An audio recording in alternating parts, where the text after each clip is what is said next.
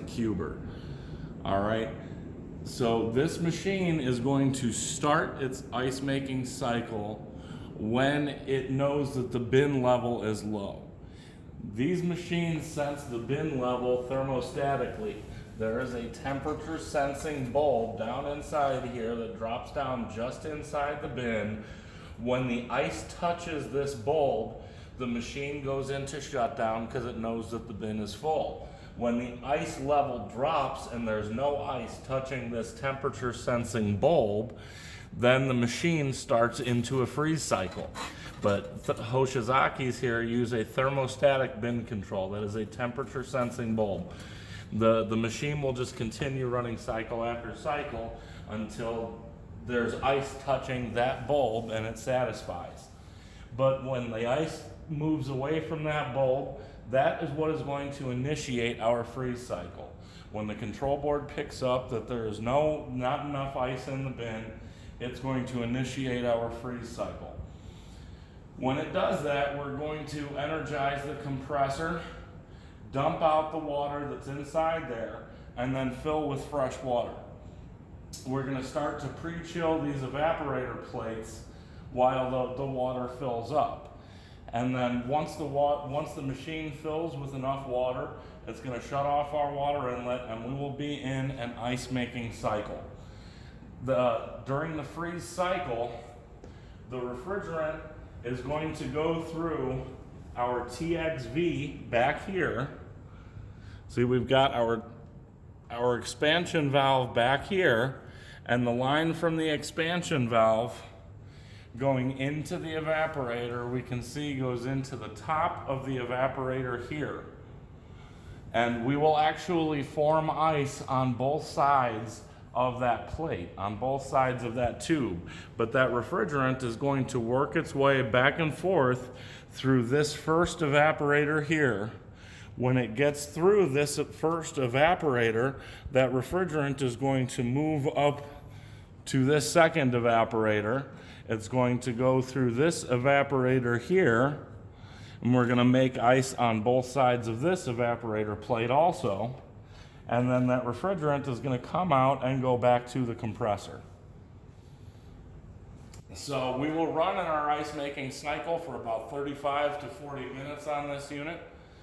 Once we have finished making a full batch of ice, the machine will know how much ice it's made by using this float switch right here. This float switch is what is going to end our freeze cycle and initiate our harvest cycle. That is how the machine knows how much water how thick the ice is, by knowing how much water it used during the freeze cycle.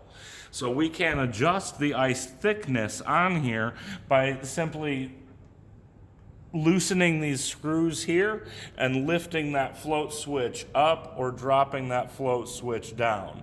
The more we drop it down, the thicker we make the ice. The more we lift it up, the thinner we make the ice. So our machine is going to run in its freeze cycle until this float switch tells the board that we've used enough water to have frozen a batch of ice. And then the machine is going to initiate the harvest mode. When this machine goes into harvest mode, we are going to energize a hot gas solenoid, which is up here. This is our harvest solenoid valve. We have a T from the discharge line down there where we bring that hot gas up to this solenoid here. When we go into harvest mode, this solenoid valve will energize, pop open, and that hot gas is going to dump in to the inlet of the evaporator, past our expansion valve. So that we're going to dump that hot gas into the evaporator and warm up that plate so that the ice can release and fall off. Now, because of the way that the refrigerant travels through here, usually this part of this plate will warm up and all the ice cubes will start to fall off, and then all the rest of the ice cubes will fall off, and then usually the ice cubes will start to fall off of here. That's why this machine will continue in harvest mode until this temperature sensor on this suction line leaving the second evaporator before it goes back to the compressor. When this temperature sensor, the board picks up that this suction line is above 55 degrees, it knows that we must have dropped the ice off of both evaporators in order to have the refrigerant coming out of the second evaporator at 55 degrees. This temperature switch on this temperature sensor here is what tells the board to end the harvest cycle.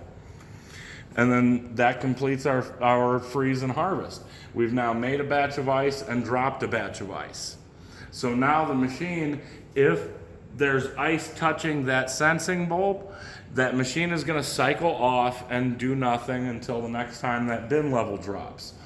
But if there's no ice touching that thermostatic bulb, it's going to immediately just close that harvest valve and initiate another freeze cycle immediately without even turning off the compressor. Now, if we move over here to this next one, this is a cell type cuber. So if you take a look at the evaporator is actually sectioned off into a grid here. Now, with this type of machine, this water curtain in front, this is what is going to initiate our freeze and terminate our harvest. Okay, because when this bin is completely full of ice and this sheet of ice drops off, if there's nowhere for it to go, the sheet of ice will fall down and just sit here and hold this water curtain out. There's a proximity switch on here. When this proximity switch opens, it knows that the ice has fallen off of the evaporator plate. And that will tell the machine to end the harvest cycle and shut down until when the sheet of ice is able to clear and that water curtain can swing closed, that proximity switch makes contact again. Now we're going to engage our next freeze cycle and start an ice making operation. And so this proximity switch on this water curtain is what is going to initiate our freeze cycle. We're then going to freeze a batch of ice. When our ice thickness probe makes contact, we're going to go into a harvest mode. When we get through a harvest mode and we drop our sheet of ice, when that proximity switch opens again, it is going to terminate our harvest cycle. So this proximity switch does two things. It ends our harvest cycle when that curtain opens and swings out, and it is going to initiate our next freeze cycle when that curtain swings back in and closes. Those are the main differences between a crescent cuber and a cell type cuber. Now over here we actually have a flaker machine. Now with a flaker machine, the only couple things to note here is that this reservoir is generally mounted high enough up so that the water is always going to be trying to flow into the bottom of the evaporator. So that there's always sort of water trying to flow into the evap. As we start to freeze that water and push that ice up through that barrel, more water is just going to naturally flow into there as we start to make ice and push ice out. That's why that reservoir is located high enough up to where it sits even with the top of the evaporator, so that we're not going to push water straight through and out into our bin, but as we start to push any ice out of the evaporator, we're immediately going to fill that thing with water. It's going to naturally just flow in there. And then that ice is going to freeze as it works its way up the barrel with that auger turning. And then as we start to form that ice into a string, it's going to push out the top of the extruder head here and come out the top here. And then usually this plastic cap is also spinning with the auger just so that we can push the ice that comes out of the extruder away and down the chute and down into the bin. Now, because flakers just produce continually, there is no freeze cycle, harvest cycle. There's really only on and off. We turn on the refrigeration and we turn on the gear motor that drives this auger, and that's it. You know, as this barrel chills and starts to make ice inside there, that auger is going to be pushing that ice up out of the extruder, forming it into a string, and and there's a blade going around the top that just sort of cuts off the pieces of the string as they come out. And we just push little chiplets of ice out the top of here, and they fall down into the bin. The only difference is our bin control is on this ice chute usually. This is an infrared electric eye. Works very similar to the sensor on your garage door. But there's one on this side and another sensor on the other side that kind of shoot an infrared beam across. Now these things are generally looking to see the pieces of ice falling through there usually. But when the ice builds up into the chute enough to block those the contact between those sensors for at least 6 seconds, that is going to tell the machine that it is filled up with ice, it has filled that bin with ice, and it's time to cycle down. And then when this machine cycles off, it's actually going to cycle off our compressor to turn off our refrigeration, and it will keep our gear motor turning for a couple minutes just so that we can clear out and push out any ice that's already formed inside the evaporator.